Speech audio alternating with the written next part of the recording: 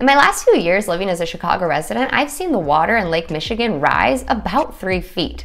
Is it global warming or something else? I don't know, but in this video, we're going to talk about Trump and Biden's stances on the environmental issues that they'll be running on for our 2020 presidential election.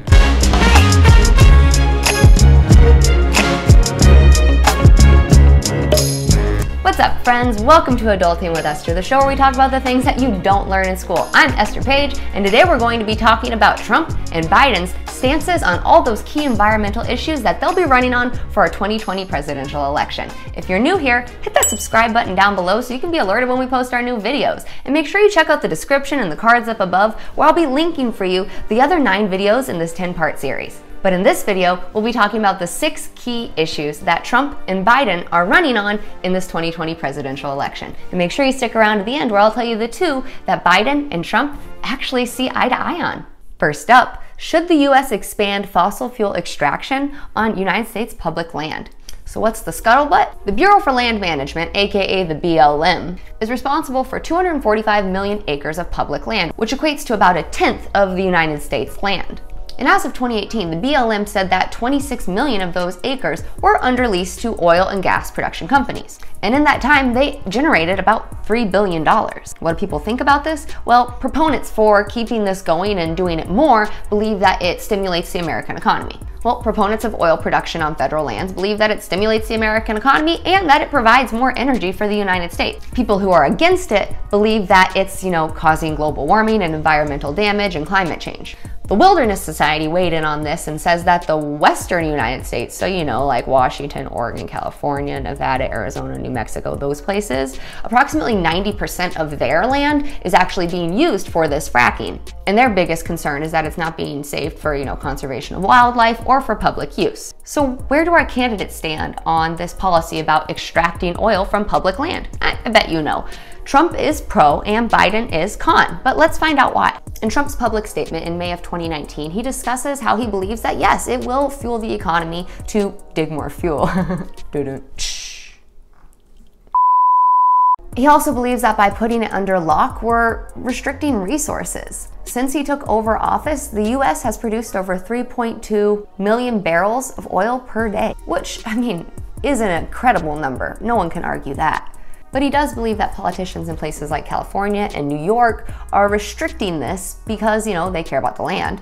And they're eliminating the power of us to be able to ship this oil off to neighboring countries and allies. And by not drilling in our own country, we're missing out on the opportunity to, produce our own wealth and sustain our own economy, and instead we'll be enriching other countries, foreign countries. In October 2019, Biden talks about how should he be elected, one of his first things to do will be to start working to mitigate the negative effects on our climate that Trump has put in place as our president for the 2016 through 2020 years he was in office. He discusses protecting the Arctic National Wildlife Refuge, as well as all of our national wildlife parks and the animals that live within them.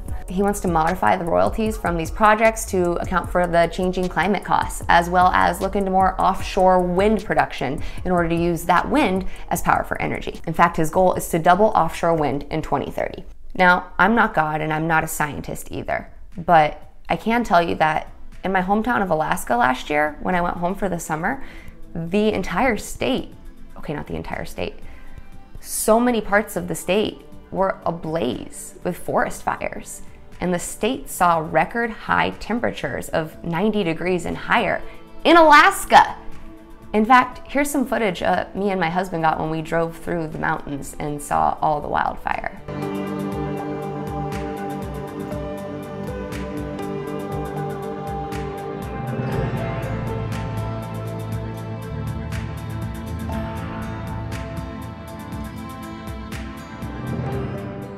So I don't know if global warming is real, but in my 27 years on this planet, I never saw Alaska that hot before. Because if it was, I wouldn't have left.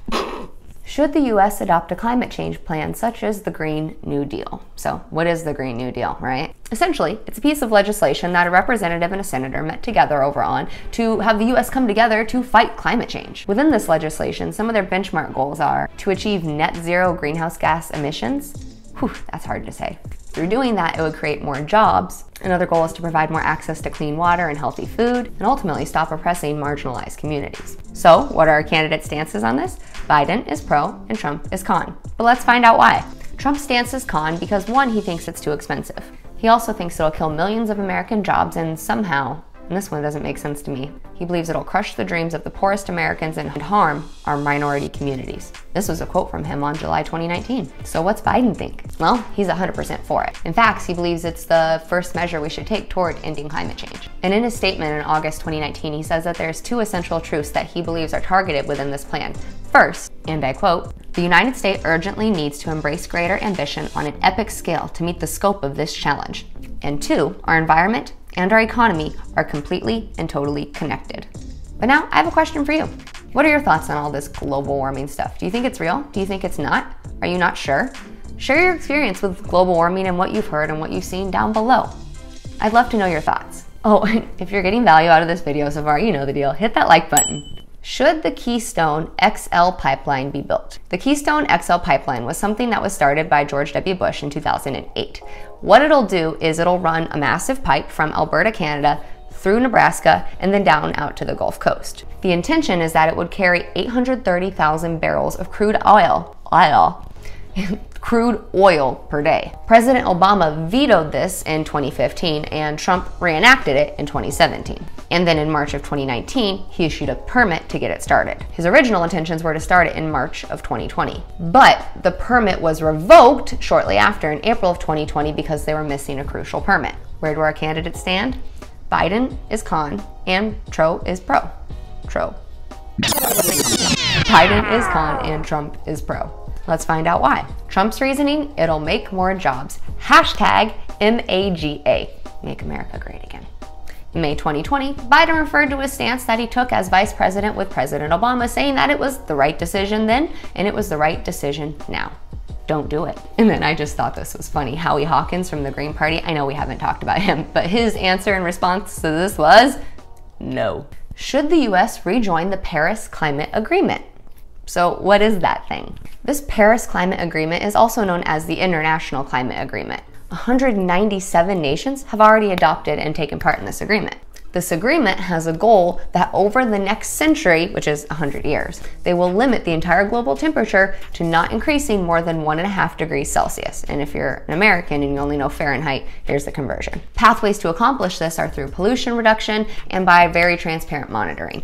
President Obama joined this treaty in 2016. And you guessed it, Trump pulled out in November 2019. The official withdrawal will take place this November 2020. And the way the agreement stands is any president can join within a month's time at any point in time. So where do they stand? Biden is pro and Trump is con. But why? Biden believed that when they joined originally, it was a historic breakthrough for the world and that it would provide solutions for long-term goals in regards to our climate. Since Trump came in, America obviously didn't meet our goals, and other nations that are leading in the mass emissions haven't met theirs either. Biden's hoping that America, like we always do, will lead the charge in this and hopefully help reach that goal of only 1.5 degrees Celsius of temperature increase globally over the next century. Trump says he withdrew and disagreed because he said it was, and I quote, a total disaster for our country. Why? Because they were taking away our wealth. He also says that our air and water are as clean as they've been in decades. So he stuck around to the end. Let's see those two things that Biden and Trump agree on. Should the US expand its use of nuclear power? In the United States, we have 98 nuclear power reactors. Those are in 30 states, and they account for about 20% of our country's electricity. If you'd like more information on that, you can find my resources down in the description. What do our candidates say? Both Biden and Trump are pro in the expansion of this. Biden believes that this initiative will target affordable, game-changing technologies to help America achieve our 1,000% clean energy target. Trump, who is also excited, says, first we will begin to revive and expand our nuclear energy sector, which I'm so happy about, which produces clean, renewable, and emissions-free energy. Want more information to do your own research? Check the description. Should fracking be allowed? What is fracking? I don't know. Fracking is a way to collect natural gas and oil. A big machine drills a hole in the ground and pushes down sand and water and chemicals into the earth. Through pushing, they're able to get the oils out. The sand mixture, though, will cause small cracks or fractures within the rock layer of our Earth's core. through this high pressure pumping and drilling, it creates small cracks and fractures within the underground rock layers, which allows the natural gases and oil to come up to the Earth's core and be collected. Both Biden and Trump are pro for this issue.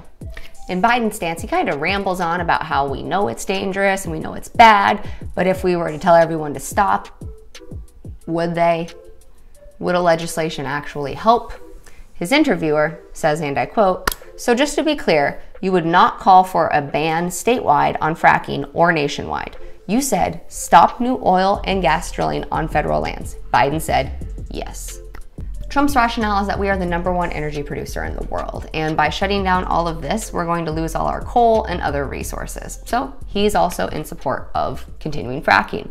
Now, I've just been trying to learn more about this myself as an adult, as you are as well, and don't judge me. Have you guys seen this series by Zac Efron on Netflix? But watch the first episode. In Iceland, they have this other method where they use CO2 gas to pump out the oil. But then instead of letting the CO2 come back into the air and break down our ozone, they pump it in somewhere else. And I don't remember. I'm not an engineer, guys, but check it out. It was really interesting. And Iceland was definitely a proponent for saying they wanted to share this with the world because it was only causing like 3% of the emissions that all of our oil and nuclear drilling power stuff was doing. So I don't know if this is something that you're interested in and you want to know more. Check out the first episode of Down to Earth on Netflix. And if you don't have Netflix, I put a link for you down in the description. Whew! We made it to the end. Nice work, guys. I'm proud of you. You're awesome, and I think you're great. If you enjoyed this, take a second to brag about how awesome you are by typing this secret word down in the comments to let me know and everyone else know that, yeah, you're awesome. If you got value out of this video, hit that like button and hit it twice if your computer lets you. If the subscribe button below this video is still red, it means you haven't clicked it yet, so don't forget to do that. Make sure you check out the description for the next videos in this 10-part series, and I will see you in the next video. Bye-bye!